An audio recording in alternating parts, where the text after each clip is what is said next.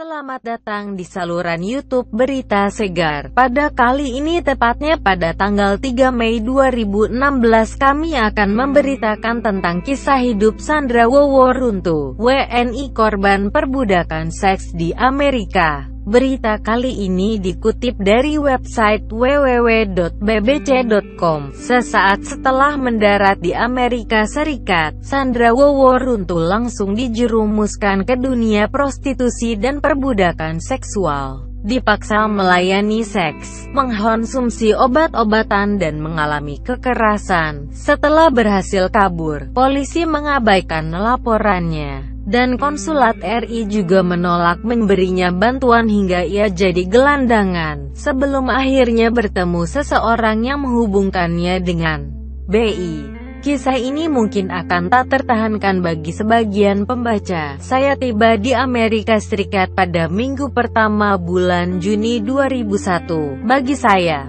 Amerika adalah sebuah tempat yang menjanjikan dan memberikan peluang. Saat saya melangkah menuju imigrasi, saya merasa senang berada di sebuah negara baru. Meskipun secara ganjil terasa akrab juga karena sudah mendapat gambaran dari yang dilihat di TV dan film-film. Di bagian kedatangan saya mendengar nama saya dipanggil. Lalu saya melihat seorang pria yang tengah memegang sebuah plakat dengan foto saya. Tapi, bukan soal foto yang saya pedulikan. Agen penyalur kerja di Indonesia menyuruh saya mengenakan pakaian yang terbuka, tank top, atau kaos tanpa lengan. Orang yang memegang plakat itu tersenyum hangat, namanya Johnny. Dan saya menyangka ia akan mengantarkan saya ke hotel tempat saya akan bekerja nanti. Pada kenyataannya hotel itu berada di Chicago.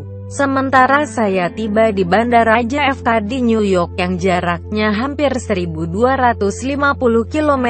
Ini menunjukkan betapa naifnya saya. Saya berumur 24 tahun kala itu dan tidak tahu dunia apa yang saya masuki ini. Usai lulus universitas di bidang keuangan, saya bekerja pada sebuah bank internasional di Indonesia sebagai analis keuangan dan perdagangan. Tetapi pada tahun 1998, Indonesia dilanda krisis keuangan yang menerjang Asia, dan tahun berikutnya Indonesia jatuh ke dalam kekacauan politik. Lalu, saya pun kehilangan pekerjaan. Saya mulai mencari pekerjaan di luar negeri untuk menghidupi putri saya yang berusia 3 tahun. Waktu itu saya melihat sebuah iklan di sebuah surat kabar yang mencari peminat untuk bekerja di industri perhotelan di hotel-hotel besar di Amerika Serikat, Jepang, Hong Kong dan Singapura. Saya memilih tujuan Amerika Serikat, dan melamar. Persyaratan yang harus saya penuhi adalah bisa berbicara sedikit bahasa Inggris dan membayar biaya sebesar Rp30 juta pada tahun 2001. Proses perekrutan gitu panjang, dengan banyak wawancara. Sebagai persyaratan lain, mereka juga meminta saya untuk menunjukkan cara berjalan, naik turun tangga, dan tersenyum. Layanan pelanggan adalah kunci untuk pekerjaan ini. Saya diberitahu saat itu. Saya menjalani semua tes dan lulus, lalu saya mengambil pekerjaan itu.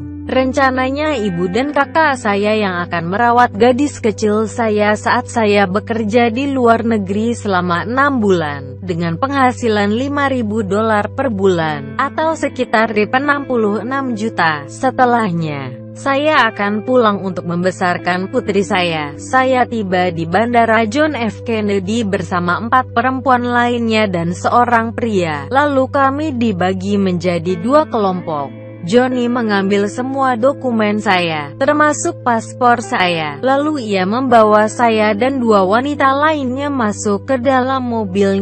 Itu adalah saat ketika segalanya mulai tampak aneh. Sopir menempuh jalan pintas ke Flushing di Queens, sebelum kemudian mengarah ke sebuah tempat parkir dan menghentikan kendaraannya. Johnny mengatakan kepada kami bertiga untuk keluar dan masuk ke mobil lain dengan sopir yang berbeda pula. Kami melakukan apa yang diperintahkan melalui jendela mobil. Saya melihat Johnny memberi uang kepada sopir yang baru. Saya pikir, ada yang tidak beres di sini. Namun saya kembali berkata pada diri sendiri untuk tidak khawatir, bahwa itu mestinya merupakan cara jaringan hotel berbisnis dengan perusahaan yang mereka gunakan untuk menjemput orang dari bandara. Tapi sopir baru pun tidak membawa kami terlalu jauh. Ia malah memarkir kendaraan di halaman sebuah restoran. Dan lagi-lagi kami harus keluar dari mobil dan pindah ke mobil lain, setelah memberi uang kepada sopir lain.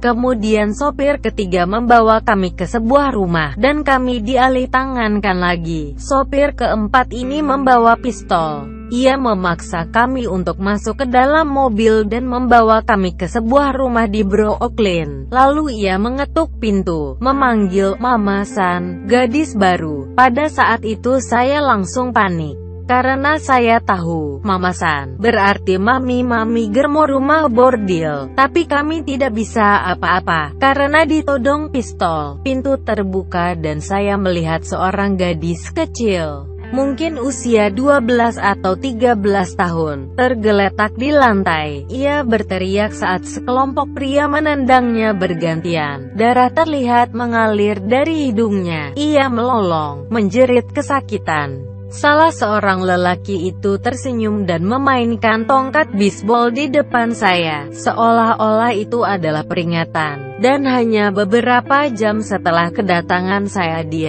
saya dipaksa untuk melakukan seks. Saya sangat ketakutan, tapi sesuatu terbersit di pikiran saya semacam naluri untuk bertahan hidup. Saya mempelajarinya saat menyaksikan tindak kekerasan pertama. Keesokan harinya, Johnny muncul dan meminta maaf panjang lebar atas segala yang telah terjadi pada kami setelah berpisah. Ia mengatakan pasti ada kekeliruan. Hari itu kami akan difoto untuk kartu identitas dan kami akan dijemput untuk membeli seragam. Dan kemudian kami akan pergi ke hotel di Chicago untuk mulai bekerja. Kita akan baik-baik saja, katanya, sambil mengusap punggung saya. Hal ini tidak akan terjadi lagi. Saya percaya padanya. Setelah hal-hal buruk yang baru saja saya alami, ia seperti malaikat bagi saya. Oka, kata saya, mimpi buruk sudah berakhir. Sekarang saya akan pergi ke Chicago untuk memulai pekerjaan saya. Seorang pria datang dan membawa kami ke sebuah studio foto untuk difoto. Kemudian ia mengantar kami ke sebuah toko untuk membeli seragam, tetapi itu sebuah toko lingerie yang dipenuhi pakaian-pakaian seksi yang terlihat minim, beranda. Sesuatu yang belum pernah saya lihat sebelumnya. Pakaian-pakaian yang bukanlah seragam. Lucu juga mengingat kembali kejadian itu. Saya tahu saya sedang dibohongi dan situasi saya penuh bahaya. Saya ingat saat melihat sekeliling toko itu, bertanya-tanya jika saya bisa menyelinap pergi, menghilang. Tapi saya takut dan saya tidak kenal siapapun di Amerika. Saya pun enggan untuk meninggalkan dua perempuan Indonesia lainnya. Saya kembali dan melihat mereka cukup menikmati kesempatan berbelanja itu. Lalu saya menoleh kepada pengawal saya. Ia menyembunyikan senjatanya dan tengah memperhatikan saya. Gerakan tubuhnya mengisyaratkan kepada saya untuk tidak coba-coba melakukan sesuatu. Lalu pada hari itu kelompok kami berpisah dan hanya sesekali saya melihat dua perempuan itu lagi. Saya dibawa pergi dengan mobil, bukan ke Chicago, tapi ke sebuah tempat di mana para sindikat penjualan orang memaksa saya untuk melakukan seks. Para penyelundup manusia itu berasal dari Indonesia, Taiwan, Malaysia, Cina, dan Amerika. Hanya dua dari mereka yang bisa berbicara bahasa Inggris. Sebagian besar dari mereka hanya akan menggunakan bahasa tubuh, mendorong-dorong, dan menggunakan kata-kata kasar. Satu hal yang paling membuat saya bingung dan ketakutan malam itu, dan terus membebani saya di minggu-minggu berikutnya, adalah bahwa salah satu dari mereka memiliki lencana polisi. Sampai hari ini saya tidak tahu apakah ia benar-benar seorang polisi. Mereka bilang saya berutang kepada mereka sebesar $30.000 atau sekitar 400 juta dengan kurs sekarang, dan saya harus mengangsur utang senilai $100 setiap kali melayani seorang pria. Selama berminggu-minggu dan bulan-bulan berikutnya, saya dibawa pulang pergi ke rumah bordil yang berbeda-beda, apartemen-apartemen, hotel-hotel dan kasino-kasino di pantai timur. Saya jarang berada di tempat yang sama dalam 2 hari, dan saya tidak pernah tahu di mana saya berada atau kemana saya pergi.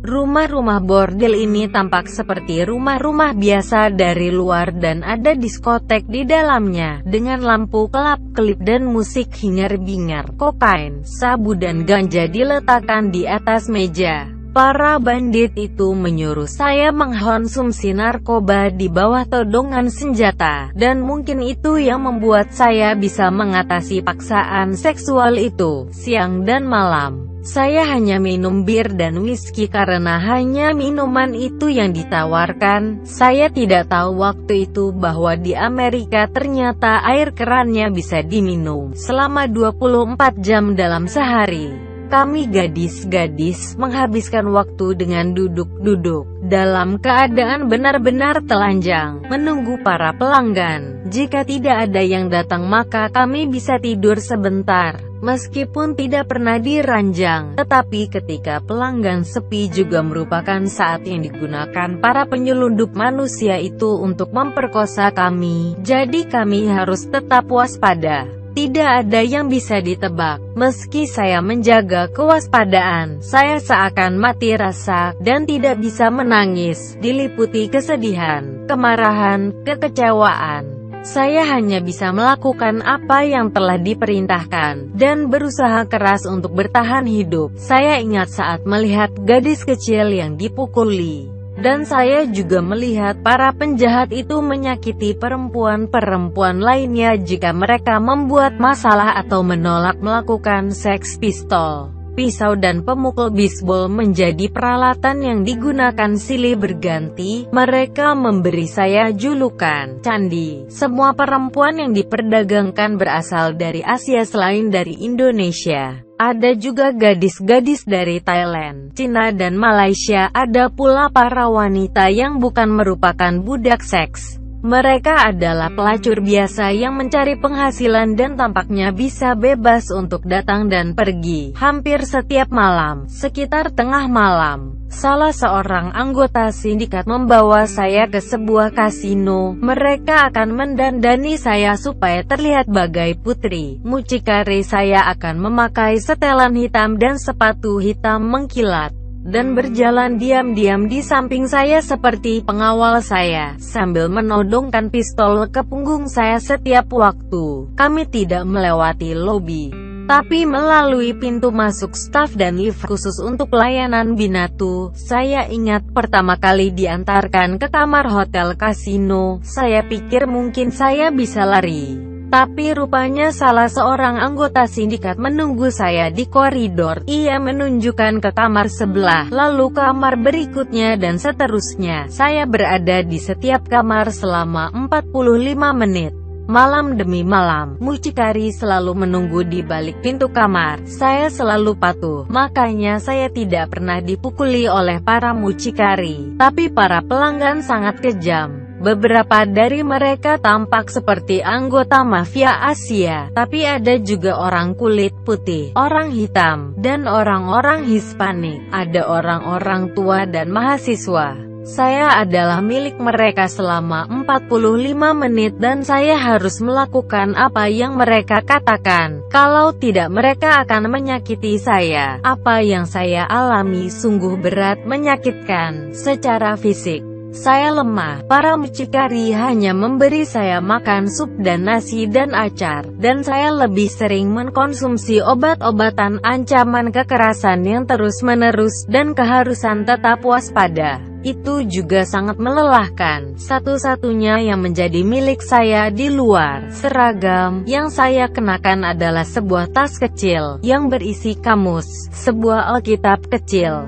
dan beberapa bolpen juga buku-buku permainan yang saya curi dari kamar hotel, dengan nama-nama kasino di dalamnya. Saya juga menyimpan sebuah buku harian, sesuatu yang saya lakukan sejak saya masih kecil. Saya menulis dalam bahasa campuran Indonesia, Inggris, Jepang, dan simbol-simbol. Saya mencoba untuk mencatat apa yang sudah saya lakukan, kemana saya pergi, berapa orang yang sudah bersama saya, tanggal berapa. Saya melakukannya sebisa mungkin meskipun hal itu sulit karena jika sudah berada di dalam rumah bordil, saya tidak bisa membedakan siang atau malam. Saya selalu berpikir untuk melarikan diri, tapi peluangnya sangat langka. Pada suatu malam saya disekap di sebuah loteng rumah bordil di Connecticut. Kamarnya memiliki jendela yang bisa saya buka, maka saya menyusun spray dan pakaian menjadi tali, lalu mengikatnya ke kusen jendela. Saya mencoba turun menggunakan tali,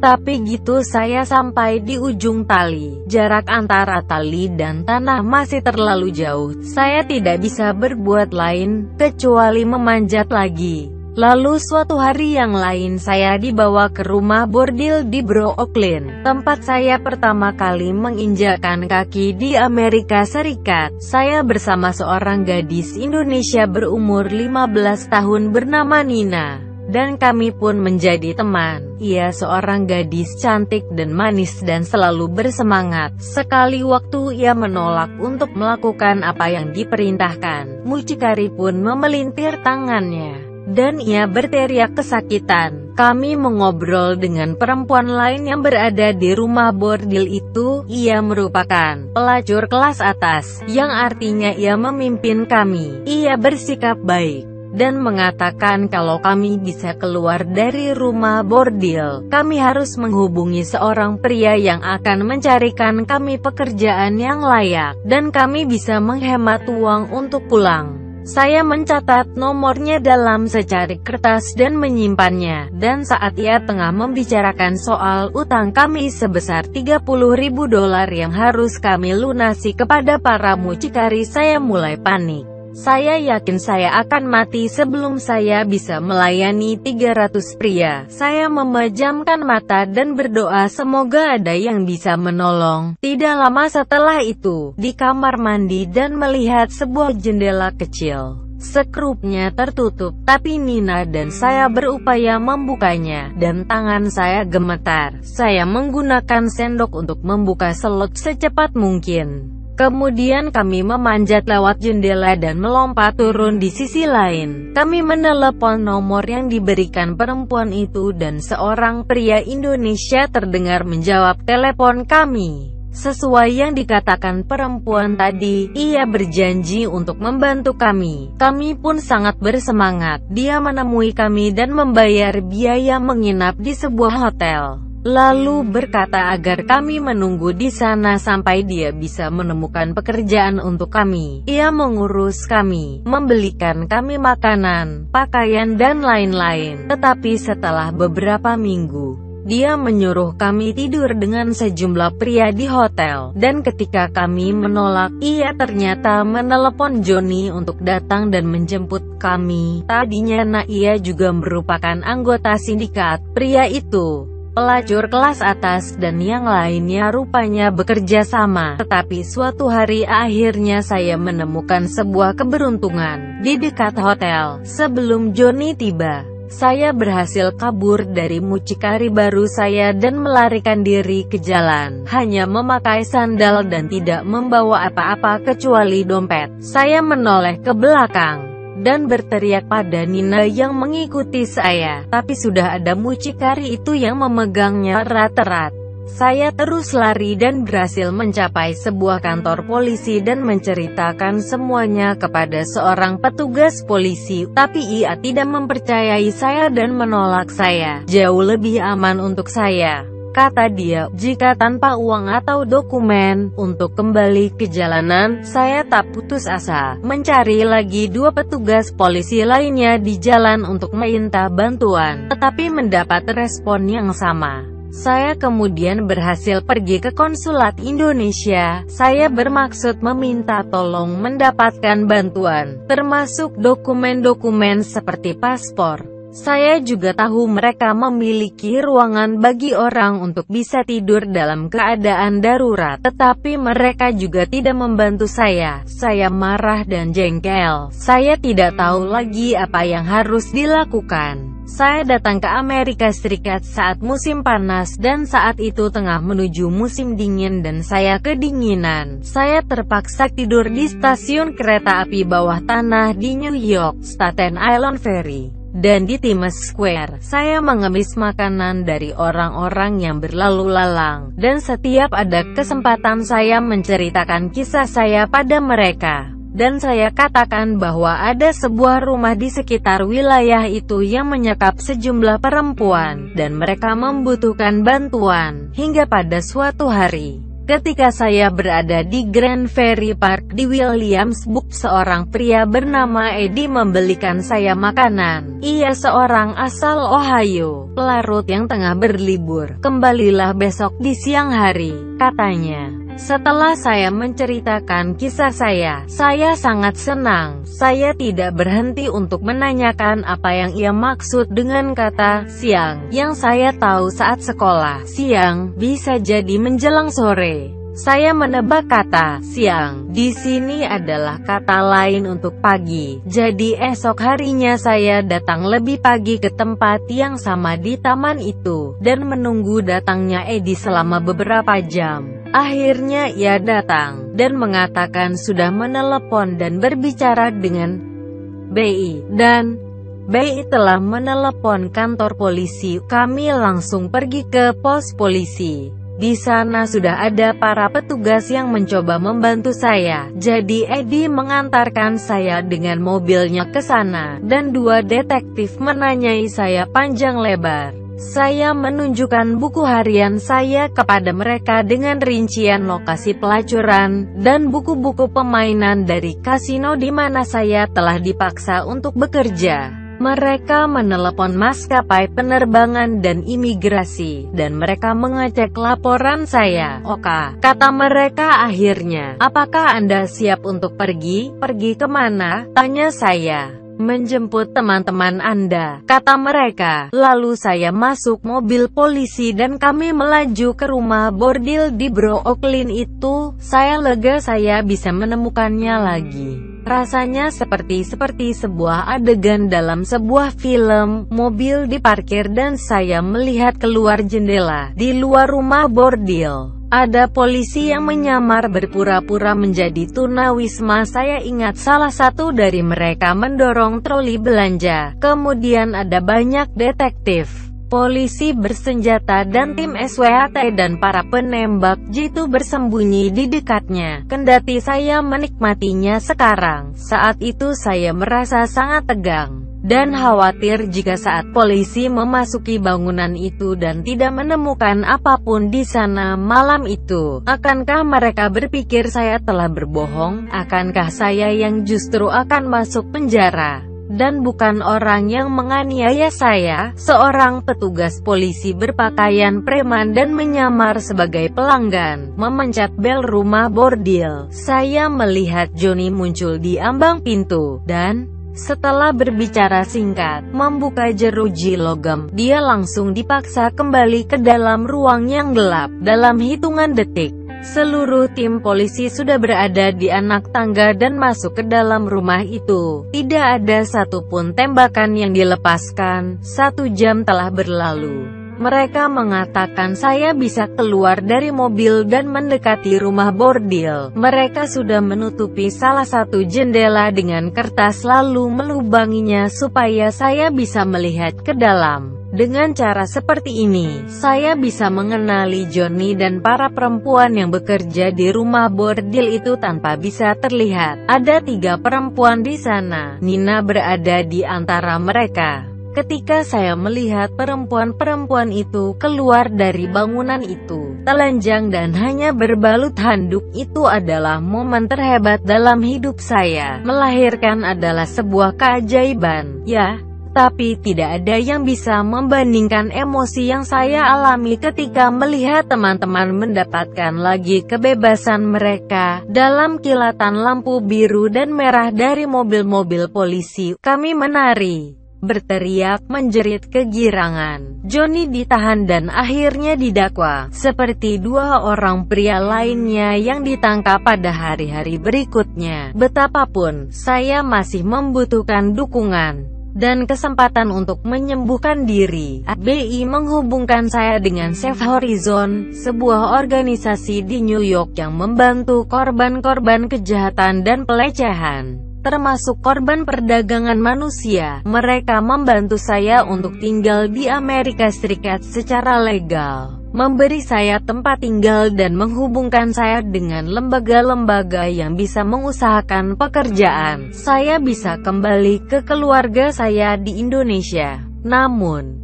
BI memerlukan kesaksian saya untuk menghadapi para sindikat perdagangan manusia, dan saya benar-benar menginginkan mereka di penjara. Ternyata prosesnya memakan waktu selama bertahun-tahun. Di Indonesia, para sindikat datang mencari saya di rumah ibu saya. Ya, dan putri saya harus bersembunyi. Orang-orang itu sudah lama mencari saya. Bahaya besar mengancam putri saya. Namun akhirnya pemerintah AS dan Safe Horizon mempertemukan kami kembali pada tahun 2004, setelah mengizinkan putri saya untuk terbang ke Amerika, sebagai imbalan karena telah membantu pemerintah.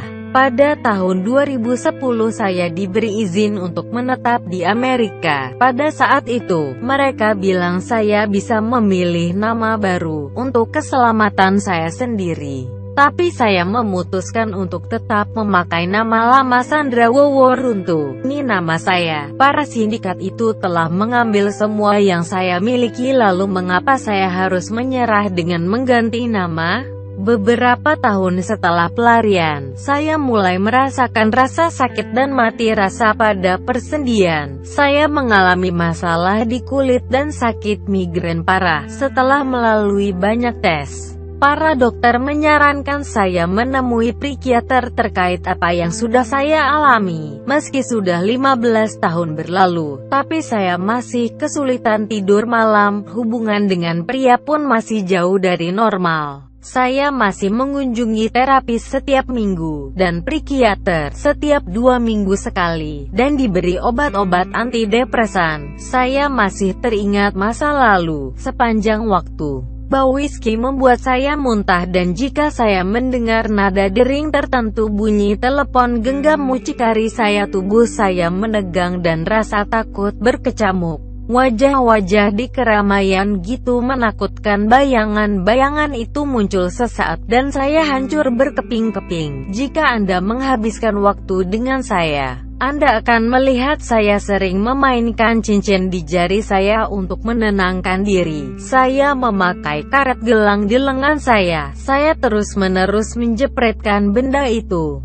dan syal yang saya pakai juga akan diputar-putar. Sepertinya kebahagiaan menjauh dari saya, dan mungkin akan selalu gitu. Tetapi lambat laun saya bisa berdamai dengan masa lalu saya. Menyanyi dalam paduan suara, dan membesarkan anak-anak, sangat membantu pemulihan saya. Gadis kecil saya sudah tumbuh menjadi seorang remaja, dan saya juga memiliki putra berusia 9 tahun.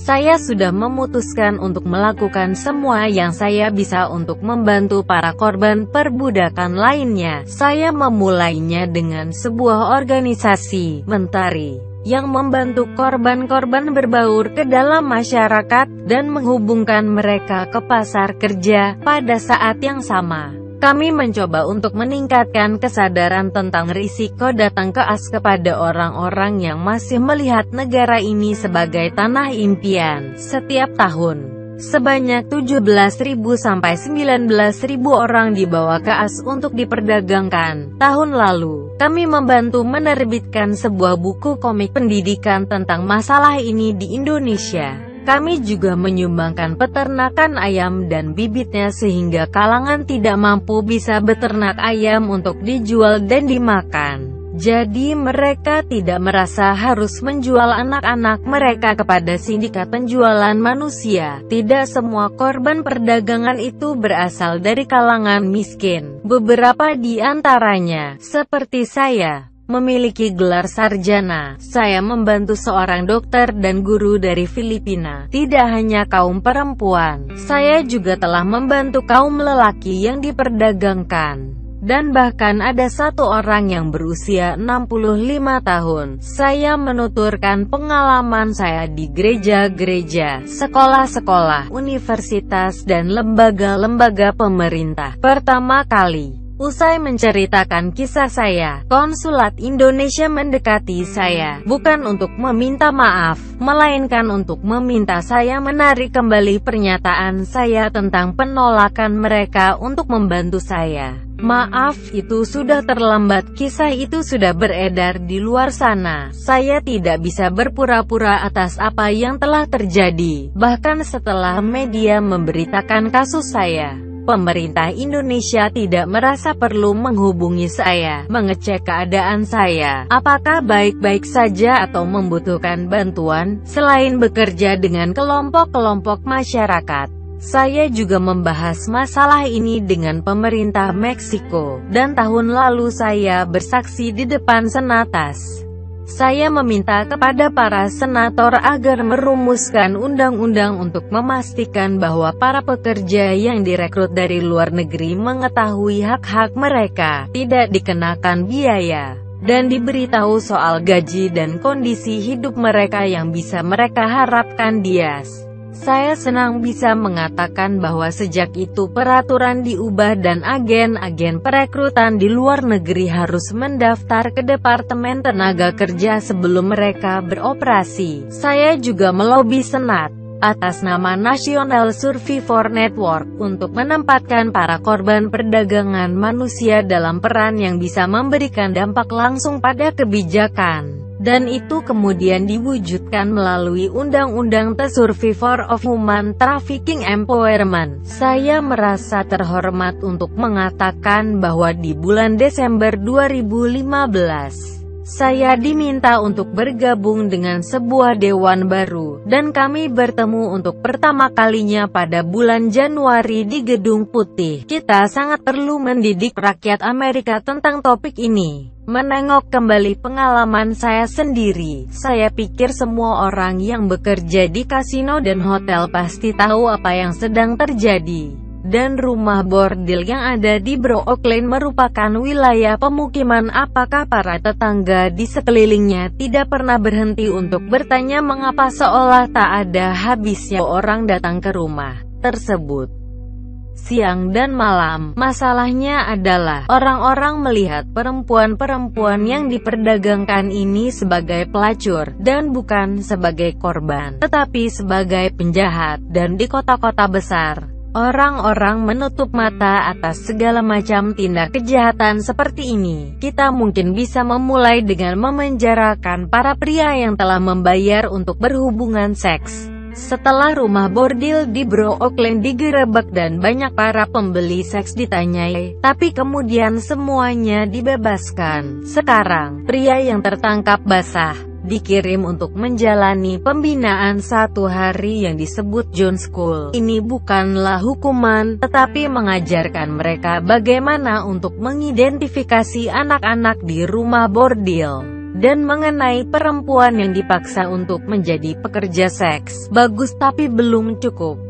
Saya pikir nama orang-orang yang membayar untuk berhubungan seks dengan para wanita atau pria yang diperdagangkan harus dipublikasikan, seperti orang-orang yang melakukan pelecehan terhadap anak-anak dan predator seksual. Saya masih berteman dekat dengan Nina, yang baru-baru ini menginjak usia ke-30, dan selama bertahun-tahun, saya memiliki nomor telepon Eddie, orang yang melapor kepada BI atas nama saya. Ketika saya putus asa, pada tahun 2014, sekitar hari Natal, saya memutar nomor telepon Eddie. Saya bermaksud bercerita tentang semua yang telah terjadi pada saya. Tapi ia memotong omongan saya dan mengatakan, saya tahu semua. Saya mengikuti berita-beritanya. Saya sangat senang Anda telah berhasil. Lalu ia berkata, tidak usah mengucapkan terima kasih pada saya, Anda sendiri yang telah melakukan semuanya itu. Tapi saya ingin mengucapkan terima kasih, Eddie, sudah mendengarkan kisah saya hari itu di taman, dan membantu saya memulai lagi hidup saya. Demikian pemberitaan kali ini Selasa 3 Mei 2016. Semoga pemberitaan ini bermanfaat bagi kalian. Kurang dan lebihnya mohon dimaafkan. Untuk mengetahui update berita lainnya, segeralah untuk mensubscribe saluran ini. Dan jangan lupa untuk segera like dan komen pada kotak komentar di bawah. Sekian, terima kasih, sampai jumpa.